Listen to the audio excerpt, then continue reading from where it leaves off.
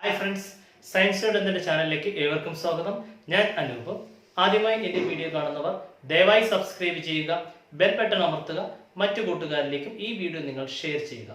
ഇന്ന് നമ്മൾ ഡിസ്കസ് ചെയ്യാൻ പോകുന്ന SLC-കാരുടെ രണ്ടാമത്തെ ചാപ്റ്ററായ മോൾ സങ്കല്പനവും വാതക നിയമവും എന്ന പാഠമാണ്.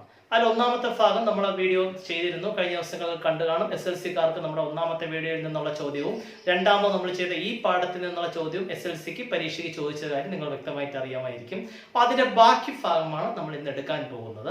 അതുകൊണ്ട് കഴിഞ്ഞ വീഡിയോ കാണാത്തവരുണ്ടെങ്കിൽ അത് കണ്ടാൽ മാത്രമേ വ്യക്തമായി ഇന്ന് എടുക്കാൻ പോകുന്ന വീഡിയോ നിങ്ങൾക്ക് മനസ്സിലാവുകയുള്ളൂ. കഴിഞ്ഞ ഭാഗത്ത് നമ്മൾ ഗ്യാസ് ലാ, വാതക നിയമം, ബോയ്സ് ചാൾസ് അവഗാഡ്രോ ലായെ പറ്റിയാണ് നമ്മൾ പറഞ്ഞത്. ഓരോ ലായെ കുറിച്ചാണ് നമ്മൾ പറഞ്ഞത്.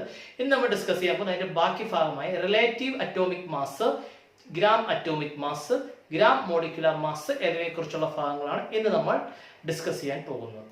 ഇപ്പൊ നമുക്കറിയാം, ആദ്യ കാലഘട്ടത്തിൽ ഒരു ആറ്റത്തിന്റെ കറക്റ്റ് ആയിട്ടുള്ള മാസ് പ്രസ്താവിക്കാൻ സാധിച്ചിരുന്നില്ല. എന്നാൽ ഇപ്പോഴത്തെ ലേറ്റസ്റ്റ് ടെക്നോളജി അനുസരിച്ച് ഒരു ആറ്റത്തിന്റെ വ്യക്തമായിട്ടുള്ള മാസ് മനസ്സിലാക്കാൻ കഴിയും. ഇത്രയാണെന്ന്. എന്നാലും നമ്മൾ ഇപ്പോൾ ഉപയോഗിച്ചുകൊണ്ടിരിക്കുന്നത്, വ്യക്തമായിട്ട് മാസ് അറിയാമെങ്കിലും ഇപ്പോൾ നമ്മൾ ഉപയോഗിച്ചുകൊണ്ടിരിക്കുന്നത് റിലേറ്റീവ് അറ്റോമിക് മാസ് എന്ന രീതിയാണ്. അത് ആപേക്ഷിക അറ്റോമിക് മാസ് എന്ന രീതിയാണ് നമ്മൾ ഇപ്പോഴും പ്രസ്താവിച്ചുകൊണ്ടിരിക്കുന്നത് ആറ്റത്തിന്റെ മാസ്. അപ്പൊ എന്താണ് നോക്കാൻ ശ്രദ്ധിക്കുക. ഇത് പി എസ് സിയും നമ്മുടെ SSLC-ക്കും വളരെ ഇമ്പോർട്ടന്റ് ആയിട്ടുള്ള ടോപ്പിക്കാണ് ഈ ഭാഗം. മാത്രവുമല്ല, ഏറ്റവും കൂടുതൽ കെമിസ്ട്രി പഠിക്കുന്ന കുട്ടികൾക്ക്, 10ാം ക്ലാസ്സിലുള്ളവർക്ക് ഏറ്റവും ടഫസ്റ്റ് പോർഷൻ എന്ന് പറയുന്ന ഒരു ഭാഗമാണ്. എന്നാൽ വളരെ ഈസിയാണ്. കെമിസ്ട്രി ടെസ്റ്റിൽ ഏറ്റവും എളുപ്പമുള്ള ഭാഗമാണ്. അതുകൊണ്ട് നിങ്ങൾ വ്യക്തമായി ക്ലാസ് കേൾക്കുക. ആദ്യം മുതൽ അവസാനം വരെ കേട്ടാൽ മാത്രമേ ക്ലിയർ ആയിട്ട് നിങ്ങൾക്ക് കാര്യങ്ങൾ മനസ്സിലാക്കാൻ പറ്റൂ. എന്നാൽ മാത്രമേ മോൾ കൺസെപ്റ്റ് നമുക്ക് ക്ലിയർ ആയി എല്ലാവർക്കും എത്തിക്കാൻ സാധിക്കും. നമുക്ക് ക്ലാസ്സിലേക്ക് കിടക്കാം. എന്താണ് റിലേറ്റീവ് അറ്റോമിക് മാസ് എന്ന് മനസ്സിലാക്കുക. റിലേറ്റ് ചെയ്യുക അല്ലെങ്കിൽ കമ്പയർ ചെയ്യുക. ആ റിലേറ്റീവ് അറ്റോമിക് മാസിന്റെ മലയാളം ആപേക്ഷിക അറ്റോമിക് മാസ് എന്നുമുണ്ട്. അതായത് ഒരു ആറ്റത്തെ നമ്മൾ എന്താണ് റിലേറ്റ് ചെയ്യാൻ വേണ്ടി എടുക്കുന്നു. ഇപ്പൊ നമ്മൾ നോക്കുക, കമ്പാരിസന് വേണ്ടി എടുക്കുന്ന ആറ്റം എന്ന് പറയുന്നത് കാർബൺ ആറ്റത്തെയാണ് നമ്മൾ കമ്പാരിസന് വേണ്ടി എടുക്കുന്നത്. കാർബണിന് 3 ഐസോടോപ്പുകൾ ഉണ്ട്. കാർബൺ 12, C12 ഉണ്ട്, C13 ഉണ്ട്, C14 ഉണ്ട്. നമുക്കറിയാം, ഫോസിലുകളുടെ കാലപ്പഴക്കം നിർണ്ണയിക്കുന്നതിന് വേണ്ടി ഉപയോഗിക്കുന്ന കാർബൺ ഐസോടോപ്പാണ് C14. ഇവിടെ നമ്മൾ റിലേറ്റീവ് അറ്റോമിക് മാസിന് വേണ്ടി, അതായത് മറ്റുള്ള ഒരെണ്ണത്തിന് നമ്മൾ കമ്പാരിസന് വേണ്ടി എടുത്ത് അതിന്റെ മാസ് വെച്ച് മറ്റുള്ളവയെ കമ്പയർ ചെയ്യുന്നു. അങ്ങനെ കമ്പാരിസന് വേണ്ടി എടുക്കുന്ന ആറ്റമാണ് കാർബൺ. അതിൽ ഏറ്റവും സുലഭമായി കാണപ്പെടുന്ന കാർബണിന്റെ ഐസോടോപ്പായ കാർബൺ 12നെയാണ് നമ്മൾ റിലേറ്റീവ് അറ്റോമിക് മാസ് അല്ലെ ആപേക്ഷിക അറ്റോമിക് മാസിന് വേണ്ടി നമ്മൾ എടുക്കുന്നത് കാർബൺ 12നെയാണ്. കാർബൺ 12, C12 എന്ന കാർബണിന്റെ ഐസോടോപ്പിനെയാണ് റിലേറ്റ് ചെയ്യാൻ വേണ്ടി നമ്മൾ എടുക്കുന്നത്. എന്നിട്ട് അവിടെ എന്താണ് ചെയ്യുന്നത് ശ്രദ്ധിക്കുക. ഈ കാർബൺ 12നെ, C12നെ 1/12th പാർട്ട്, അതായത് കാർബൺ 12 എന്ന് പറയുന്ന ആറ്റത്തിന്റെ 12ൽ 1 ഭാഗത്തെയാണ് നമ്മൾ റിലേറ്റ് ചെയ്യാൻ, കമ്പാരിസന് വേണ്ടി, താരതമ്യം ചെയ്യുന്നതിന് വേണ്ടി എടുക്കുന്നത് കാർബൺ 12 എന്ന ആറ്റത്തിന്റെ 12ൽ 1 ഭാഗം. ഉദാഹരണമായിട്ട് ഞാൻ പറയാണ്, ഇതൊരു കാർബൺ 12 എന്ന് പറയുന്ന ആറ്റമായിട്ട് നിങ്ങൾ കരുതുക. കാർബൺ 12ന്റെ ആറ്റം. ഇതിനെ ഞാൻ 12 ഭാഗങ്ങളാക്കണേ.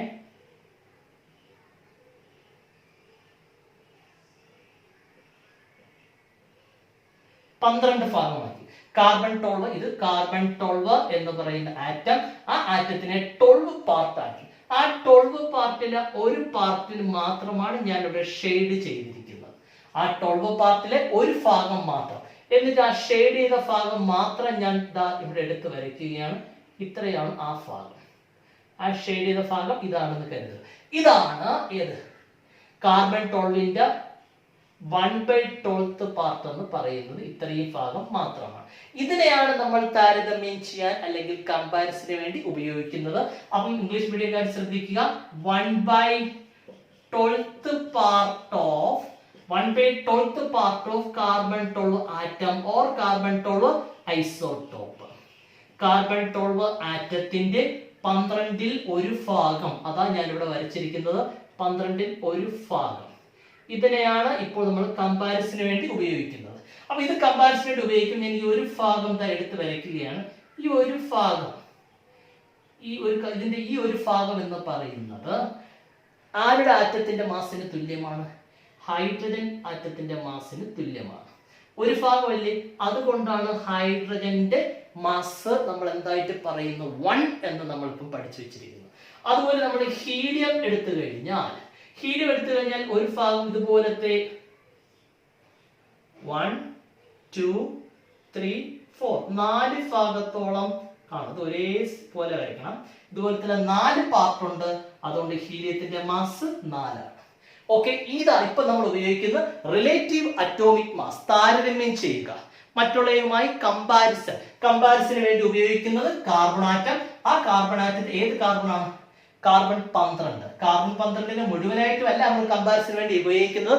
കാർബൺ 12ന്റെ 12ൽ ഒരു ഭാഗം ഉപയോഗിച്ച് അതിന്റെ അതേ മാസ് വെച്ച്, അപ്പൊ അതിന്റെ ഒരൊറ്റ പാർട്ട് എടുത്താൽ ഹൈഡ്രജൻ ഈക്വലായി. അതുകൊണ്ടാണ് അതിന്റെ മാസ് 1. രണ്ടാമത്തെ ഹീലിയം എടുത്തു കഴിഞ്ഞാൽ ആ കാർബൺ നേരത്തെ എടുത്ത 1/12ന്റെ 4 ഭാഗങ്ങൾ വേണം. അതുകൊണ്ട് ഹീലിയത്തിന്റെ മാസ് 4. ഇതാണ് നമ്മളിപ്പോ കമ്പാരിസന് വേണ്ടി മെയിൻ ആയിട്ട് യൂസ് ചെയ്യുന്നത്. ഇനി കുറച്ച് നമ്മൾ കാണാൻ പഠിക്കണം. അപ്പൊ രണ്ടെണ്ണം നിങ്ങൾ പഠിച്ചു. ഹൈഡ്രജന്റെ 1, ഹീലിയത്തിന്റെ 4. അടുത്ത നോക്കാം. അപ്പൊ കാർബൺ എത്ര വരും? കാർബണിന്റെ എത്ര ഭാഗം വരും? 12 ഭാഗം വരുമല്ലോ. അതുകൊണ്ട് കാർബണിന്റെ 12. അടുത്ത് നോക്കാം. നൈട്രജന്റെ വരപ്പം 14 ഭാഗം വരും. അതായത് ഈ 12 ഭാഗവും എന്നാലും നൈട്രജൻ ആയില്ല, വീണ്ടും ഒരു 2 പാർട്ട് കൂടെ വരും. അതുകൊണ്ട് നൈട്രജന്റെ 14. ഓക്സിജന്റെ നോക്കാം. ഓക്സിജന്റെ 12 കംപ്ലീറ്റ് പാർട്ടും വരും, പിന്നെ ഒരു 4 എണ്ണം കൂടെ വരും. ഓക്സിജന്റെ 16. ഇനി ശ്രദ്ധിക്കുക, സോഡിയത്തിന്റെ ആണെങ്കിൽ 23 പാർട്ട് വേണം, 23 ഭാഗങ്ങൾ. ഇതുപോലത്തെ 23 ഭാഗങ്ങൾ വന്നാൽ മാത്രമേ ഒരു സോഡിയം ആറ്റം ആകൂ. അതുകൊണ്ട് സോഡിയത്തിന്റെ മാസ് 23 സോഡിയം. ഇനി മഗ്നീഷ്യം നോക്കാം. മഗ്നീഷ്യത്തിന്റെ 24 ഭാഗങ്ങൾ വേണം. അതുകൊണ്ട് മഗ്നീഷ്യത്തിന്റെ 24 സോഡിയം മഗ്നീഷ്യം. ഇനി അടുത്ത് നോക്കാം. നമുക്ക് കുറച്ച് എക്സെപ്ഷണൽ കേസ് കൂടെ ഇതിനകത്തുണ്ട്. അതിനകത്ത് എക്സെപ്ഷണൽ ആയിട്ട് വരുന്ന ഒന്ന് ക്ലോറിൻ ശ്രദ്ധിക്കുക. ക്ലോറിന്റെ അറ്റോമിക് നമ്പർ നമുക്കറിയാം. ക്ലോറിന്റെ അറ്റോമിക് നമ്പർ 17, മാസ് നമ്പർ എന്ന് പറയുന്നത് 35.5 ആണ്. ഇത് എക്സെപ്ഷണൽ ആയിട്ട് നിങ്ങൾ പഠിച്ചോളണം. ഈ 0.5 വന്നത് എന്തുകൊണ്ടാണെന്ന് ചോദിച്ചാൽ അതിന്റെ ഐസോട്ടോപ്പ് കൂടെ വെച്ച് നമ്മൾ എന്ത് ചെയ്യുന്നുണ്ട്, എത്ര ഐസോട്ടോപ്പ് ഉണ്ട് അതിന്റെ ആവറേജും കൂടെ എടുത്തുകൊണ്ടാണ് നമ്മൾ എന്ത് ചെയ്യുന്നത്, മാസ് നമ്പർ കണ്ടെത്തുന്നത്. അതുകൊണ്ടാണ് ക്ലോറിന്റെ 35.5 വന്നത്. അടുത്ത നമുക്ക് നോക്കാം. ക്ലോറിൻ, അടുത്തത് സോഡിയം കഴിഞ്ഞു, മഗ്നീഷ്യം, ക്ലോറിൻ, അടുത്തത് കാൽസ്യത്തിന്റെ 40 ഭാഗം വേണം. കാൽസ്യത്തിന്റെ അറ്റോമിക് മാസ് 40. ശ്രദ്ധിക്കുക, ഒന്നുകൂടെ പറയാം. Hydrogen 1, helium 4, carbon 12, nitrogen 14, oxygen 16, sodium 23, magnesium 24, sulphur 32 ഭാഗം. 32. ഇത്രയുമെങ്കിലും അറ്റോമിക് മാസ് നമുക്ക് വ്യക്തമായി പഠിച്ചിരിക്കണം. എന്നാൽ മാത്രമേ പരീക്ഷയ്ക്ക് നമുക്കത് ഉപയോഗപ്പെടുകയുള്ളൂ. PSC-ക്കാർ വ്യക്തമായി ഇത് കാണാൻ പഠിക്കുക. SLC-ക്കാരും ഇത് പഠിച്ചിരിക്കണം. ചില സമയത്ത് ക്വസ്റ്റ്യനിൽ അത് തന്നിരിക്കും. എന്നിരുന്നാലും നമ്മളിത് കാണാൻ പഠിക്കുന്നതായിരിക്കും നല്ലത്. ഈസിയാണ്. കാരണം നിങ്ങൾ അറ്റോമിക് നമ്പർ അറിയാമെങ്കിൽ കുറെ നമുക്കറിയാം ഡബിൾ പോലെയാണ്. ഡബിൾ എല്ലാത്തിനകത്തും ഡബിൾ വരില്ല. ഓക്കെ, അതിന് കാരണം വേറെ ഉണ്ട്, നമ്മൾ വേറെ പഠിക്കേണ്ടതുണ്ട്. എന്നാൽ ഇവിടെ ശ്രദ്ധിക്കുക, ഹൈഡ്രജൻ പീരിയോഡിക് ടേബിളിലെ ഒരൊറ്റ മൂലകം മാത്രമാണ് അറ്റോമിക് നമ്പറും മാസ് നമ്പറും സെയിം ആയിട്ടുള്ളത്. അത് ഹൈഡ്രജൻ ആണ്. കണ്ടോ, അറ്റോമിക് നമ്പർ 1, കണ്ടോ, മാസ് നമ്പർ 1. ഹീലിയം നോക്കാം. ഹീലിയത്തിന്റെ അറ്റോമിക് നമ്പർ 2 അല്ലേ, മാസ് നമ്പർ നിങ്ങൾ നോക്കാം, മാസ് 4, കണ്ടോ, ഡബിൾ. അവിടെ നോക്കാം. Carbon atomic number 6, mass number 12. Nitrogen atomic number 7, mass number 14. Oxygen atomic number 8, mass number 16. Sodium ശ്രദ്ധിക്കുക, ഡബിൾ അല്ല, എല്ലാം ഡബിൾ ആകുന്നില്ല. Sodium atomic number 11, mass number 23. Magnesium 12 atomic number double 24. Sulphur നോക്കുക, അറ്റോമിക് നമ്പർ 16 ഡബിൾ 32. കാൽസ്യം നോക്കുക, atomic number 20, mass number 40. Chlorine exceptional case, അതിന് കാരണമുണ്ട്, വേറെ കാരണങ്ങളുണ്ട്. ക്ലോറിൻ എന്താ, അറ്റോമിക് നമ്പർ 17, മാസ് നമ്പർ 35.5. ഇത്രയുമെങ്കിലും നിങ്ങൾ സാധാരണ അറ്റോമിക് മാസ് കാണാതെ പഠിച്ചിരിക്കണം. അപ്പൊ ഇതാണ് റിലേറ്റീവ് അറ്റോമിക് മാസ്. ആ ഭാഗം നിങ്ങൾക്ക് മനസ്സിലായെന്ന് വിചാരിക്കുന്നു.